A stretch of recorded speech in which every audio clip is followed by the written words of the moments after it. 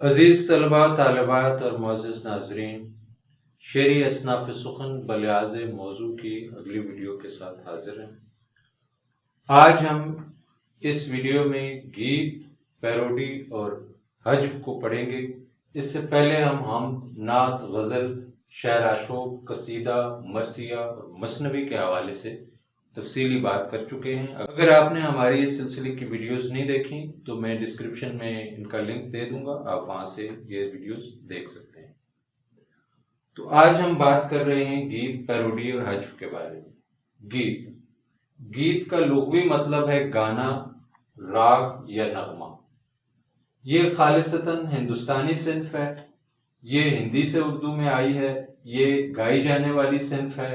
اس میں سر، تال کو بہت اہمیت دی جاتی ہے اور اس میں عموماً عورتوں کے جذبات کا اظہار ہوتا ہے۔ ہجر و فراق اور عشق و محبت کے موضوعات جو ہیں وہ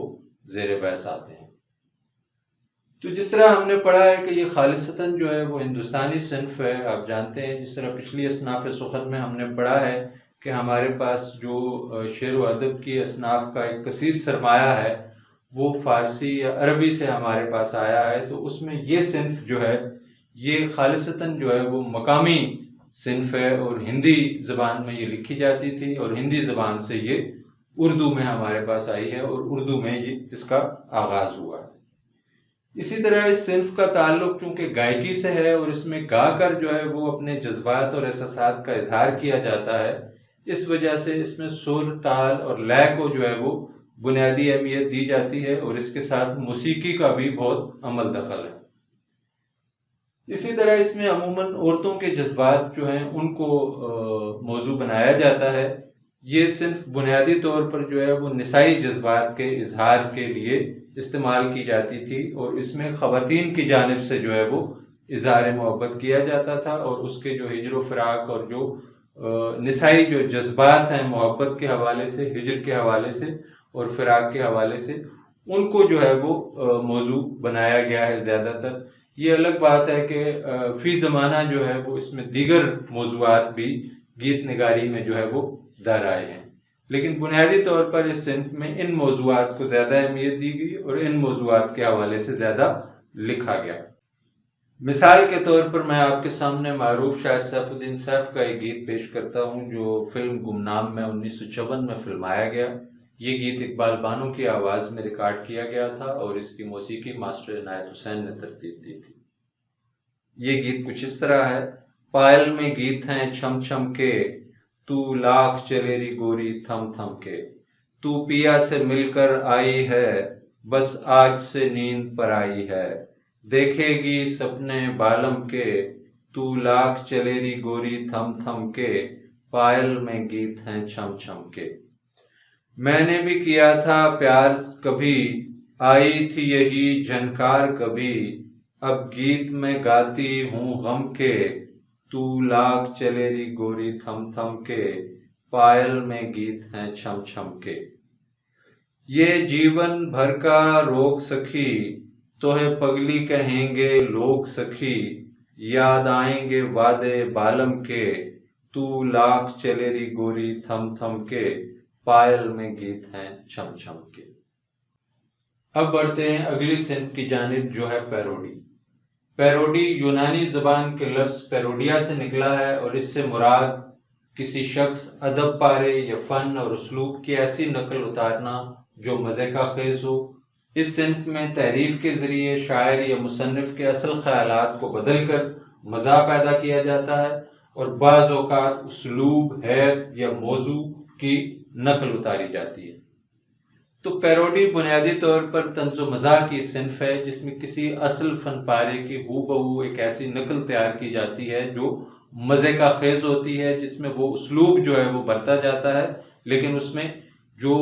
سنجیدہ مزاح پارا ہے وہ ایک مزاح کی شکل اختیار کر لیتا ہے، تو وہ چیز جو ہے وہ پیروڈی کہلاتی ہے۔ پیروڈی کی آگے مختلف اقسام ہیں جس میں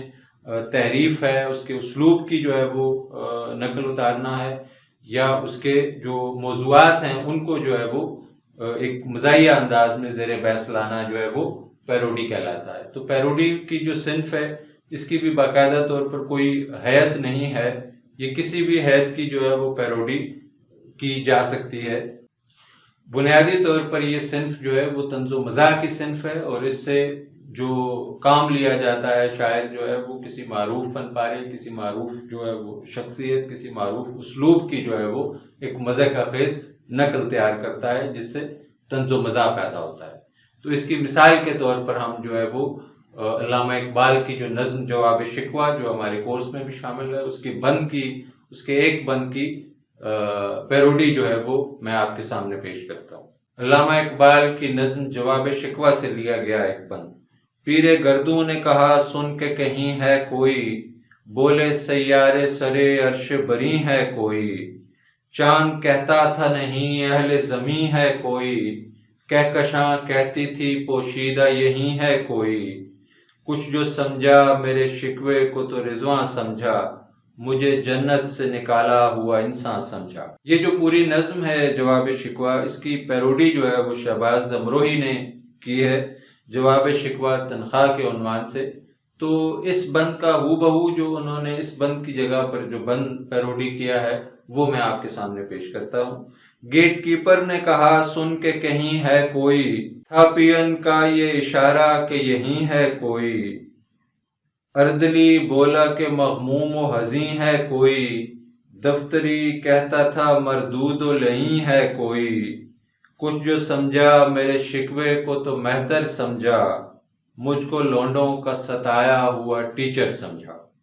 یہ بند جو ہے وہ پیروڈی کی ایک مثال کے طور پر میں نے آپ کے سامنے پیش کیا ہے، جس سے آپ کو اندازہ ہوگا کہ پیروڈی جو ہے وہ کس طرح کی صنف ہے اور پیروڈی بنیادی طور پر کس طرح کی جاتی ہے۔ تو اس بند کو سن کر یقیناً آپ کے چہروں پر مسکراہٹ دوڑ گئی ہوگی۔ اب ہم بڑھتے ہیں اپنی اگلی صنف کی جانب، جو ہے حجب۔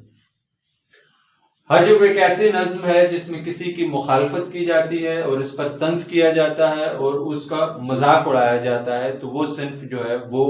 نظم جو ہے جس میں جاتا ہے وہ حجب کہلاتی ہے۔ جس طرح قصیدے میں کسی کی خوبیاں اور اس کے محاسن جو ہیں وہ بہت ہی بڑھا چڑھا کر بیان کیے جاتے ہیں، اس میں مبالغہ آرائی کی جاتی ہے اور اس کا مقصد مدعو کو خوش کرنا ہوتا ہے، اس کی حجب جو نظم ہے اس کا مقصد جو ہے وہ اس کے بالکل متضاد ہے۔ اس کا مقصد کسی مخالف جس کے بارے میں نظم لکھی جا رہی ہے اس کی تصحیح کرنا، اس کا مقصد کسی کی تصحیح کرنا، کسی پر طنز کرنا اور اس کا مذاق اڑانا ہوتا ہے۔ حجب کا مقصد مذکورہ شخص کی دل آزاری ہوتا ہے اور اس کی بے عزتی کرنا مقصود ہوتا ہے۔ لکھنے والے کا مقصد یہ ہوتا ہے کہ وہ مخالف کو اس طرح بڑھا چڑھا کر اس کے عیوب اور اس کی خامیاں اور اس کے تمام جو منفی عادات اس کے اندر پائی جاتی ہیں ان کو اس حد تک بڑھا چڑھا کر بیان کرے کہ جس سے مخالف کو تکلیف پہنچے اور اس کو رنج پہنچے۔ تو بنیادی طور پر یہ جو صنف ہے یہ مخالفین کو زج کرنے کے لیے اور ان کا مذاق اور ان کا تمسخر اڑانے کے لیے استعمال کی جاتی رہی ہے، اور ماضی میں بھی شعراء جو ہیں وہ جہاں پر شاعرانہ چشمک ہوتی تھی، جہاں پر مخالفت ہوتی تھی، تو ایک دوسرے کے حوالے سے جو ہے وہ حجب لکھتے تھے اور ایک دوسرے کا تمسخر جو ہے وہ اس صنف کے ذریعے اڑایا جاتا تھا۔ ابتدائی طور پر یہ صنف جو ہے وہ قصیدہ ہی کی ایک شکل میں شمار کی جاتی تھی،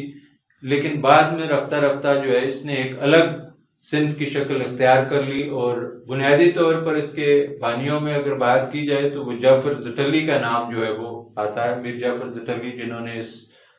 صنف کا آغاز کیا، لیکن بعد میں باقاعدہ طور پر فنی حوالے سے اس کی آبیاری کی مرزا رفیع سودا نے، اور انہوں نے باقاعدہ طور پر اس نظم کی اس صنف کو جو ہے وہ اتنی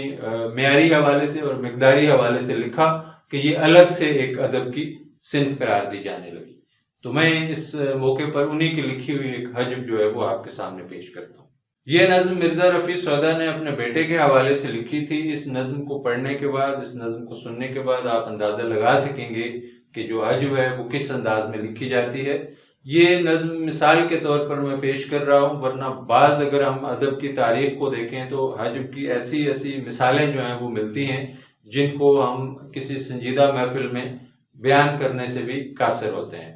یعنی وہ اس میں زبان جو استعمال کی جاتی ہے وہ ادب کے جو معیار ہے اس سے انتہائی جو ہے وہ گر جاتی ہے، اور بازاری اور فحش گوئی تک اس کی زبان جو ہے وہ حجب کی چلی جاتی ہے، کیونکہ وہاں پر جو مقصود ہوتا ہے، جو مقصد ہوتا ہے، چونکہ وہ مخالف کی تذلیل مقصد ہوتا ہے، تو اس میں زبان جو ہے اس کو کسی سطح پر بھی گرایا جا سکتا ہے۔ تو آئیے دیکھتے ہیں مرزا رفیع سودا کی نظم۔ یارو مجھ سے تو لا ولد بہتر، میرا بیٹا اور اس قدر ابتر، اس کا دادا بھی گرچہ تھا عیاش، اس سلیقے سے پر کرے تھا معاش، جو کوئی اس کے گھر میں نوکر تھا، رات کو اس پہ یہ مقرر تھا، پھرتا وہ ٹکڑے مانگتا گھر گھر، لاتا آقا کے آگے جھولی بھر، اچھے چن چن کے آپ کھاتے تھے، برے تنخواہ میں لگاتے تھے۔ معزز ناظرین اور عزیز طلبہ و طالبات، یہ تھی عید، پیروڈی اور حجب کی ایک مختصر سی تعریف۔ امید ہے آپ کو شعری اصناف سخن بلحاظ موضوع کی یہ سیریز پسند آئی ہوگی، اور آپ کو کم از کم ان 10 اصناف کے حوالے سے ایک مختصر خاکہ آپ کے ذہن میں آ گیا ہوگا کہ یہ اصناف جو ہیں ان کی تعریف کیا ہے اور یہ کس حوالے سے لکھی جاتی ہیں۔ امید کرتے ہیں کہ آپ ان ویڈیوز کو دیکھیں گے اور ہماری اس کاوش کو پسند کریں گے۔ عزیز طلبہ و طالبات اور معزز ناظرین، اس چینل کو سبسکرائب کیجیے گا اور اس پر کمنٹ کرنا اور لائک کرنا نہ بھولیے گا۔ ہمیں آپ کی آراء کا انتظار رہے گا۔ حاضر ہوتے ہیں بہت جلد کسی نئی ویڈیو کے ساتھ۔